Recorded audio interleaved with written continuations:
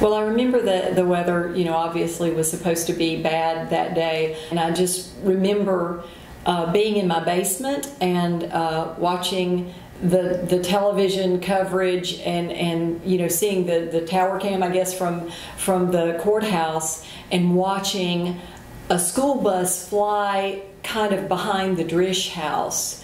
And thinking, okay, I go to First Presbyterian downtown and thinking, well, it's probably going to hit the church. It's probably going to hit the courthouse. It's probably going to hit, just thinking of all of the things that might not be there. And then, after the storm passed, we drove down McFarland and could get as far basically as the railroad tracks at DCH and had to turn around. And my husband's a physician. He's a neurologist. They don't generally do trauma anything, but of course, we went back home, and then he immediately just went back to the hospital and stayed, pretty much all night. But just the stories he told of, basically every square inch of the hospital was turned into a mobile ER, and he said if you've seen the movie Pearl Harbor, he said it's as close to that as he said as I ever want to see, because he said we were basically taking notebook paper and a pen and taping things, taping diagnoses. Broken left femur needs surgery, needs morphine, it was really difficult.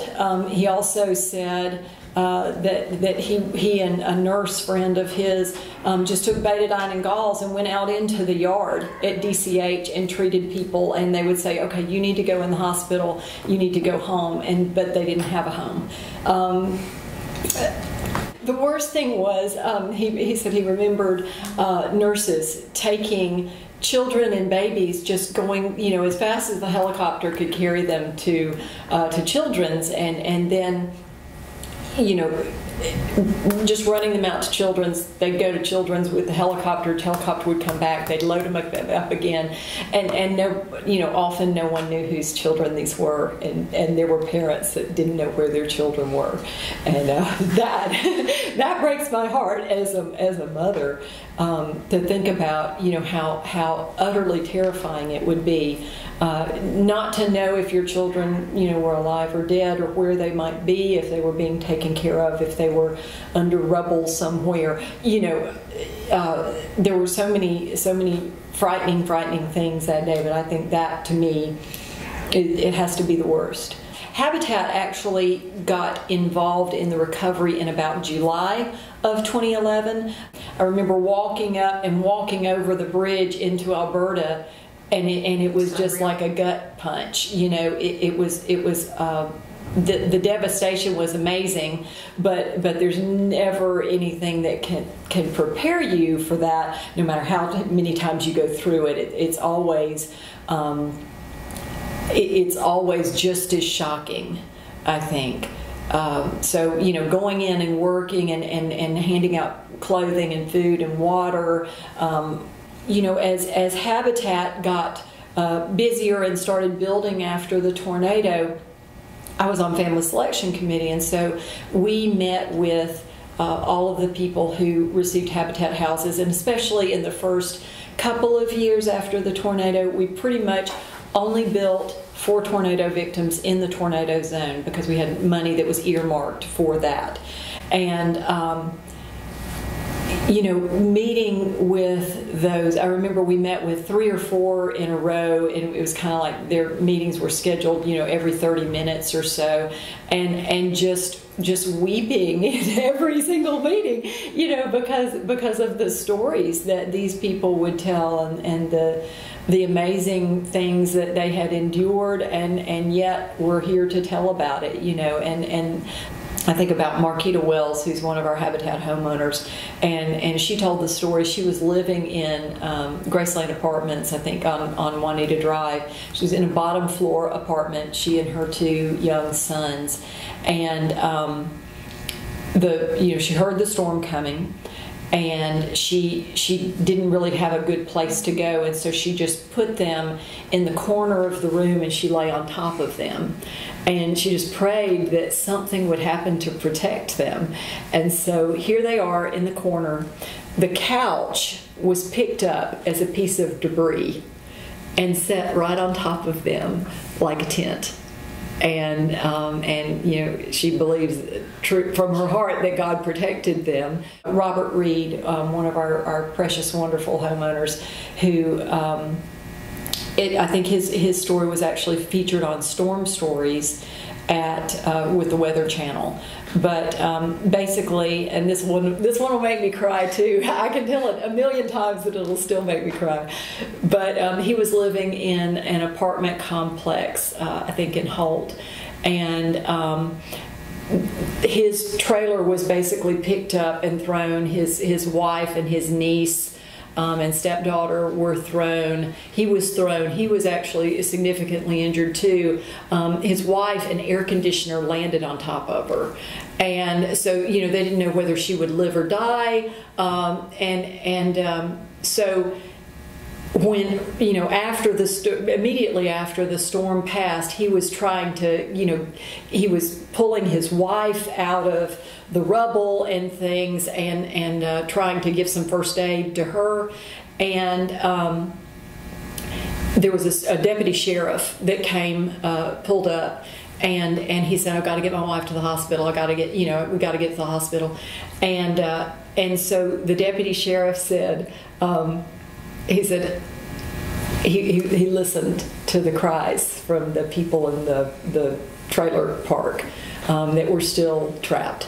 And he looked at Robert, and Robert, you know, Robert's arms are solid muscle, and they're about as big as my waist. I mean, he is just really, really strong. So he looked at Robert and he said, "Listen," he said, "I will make you a deal.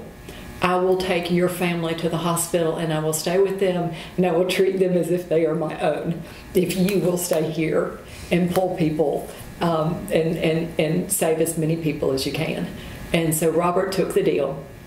And the deputy sheriff lived up to his part. He took his wife to the hospital, stayed with his wife, his daughter, stepdaughter, and niece, and so Robert pulled somewhere between 12 and 18 people from the rubble. You know, he obviously wasn't counting at the time, but you know, one lady died in his arms.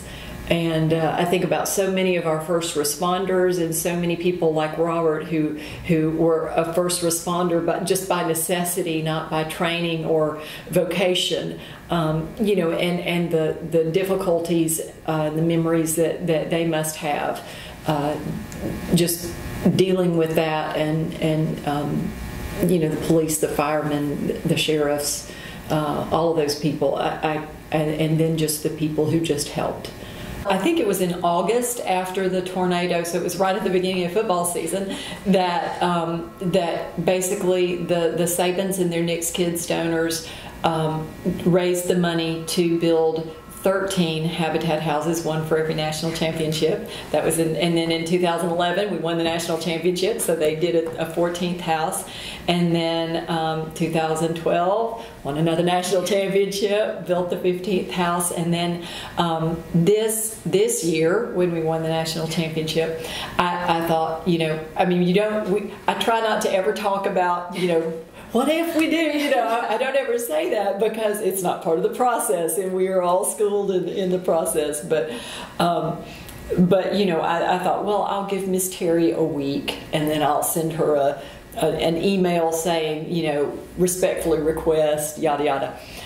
Less than 18 hours after the team returned to Tuscaloosa, I had an email from Terry Sabin saying, you know, we're committed to the 16th house. Give me a call at your convenience. Well, imagine it was convenient immediately. And so I gave her a call, and you know, she had 3/4 of the money raised already, and she's an amazing person. And she said, give me another couple of days, and I'll get the rest of it. And so, you know, 3 weeks after the ball game, we were pouring footings. We're about to finish that house. I think the dedication is going to be a little delayed because they're doing so much road work on Juanita Drive, and they've got basically the whole front yard dug up, and we would all be covered in red clay, I think, if we dedicated the house now. We have been so fortunate at Habitat. We've had over 18,000 volunteers since the tornado. Local volunteers, 50 states, 6 continents. People have come from around the country and around the world to help us rebuild Tuscaloosa and to help us improve the lives of low-income people and help them to become homeowners. And to watch people from all backgrounds come together and say, we're going to work together, and there's so much that divides us in our country and in our world. To think about people from so many diverse backgrounds coming together to rebuild our community. That is the thing that I love most about Habitat, because no matter whether you're a Democrat or you're Republican or you're conservative or liberal or you're, what religion you espouse or no religion at all, pretty much everybody can agree that it is a good thing and a thing that we as a society should foster for people to have a decent place to live.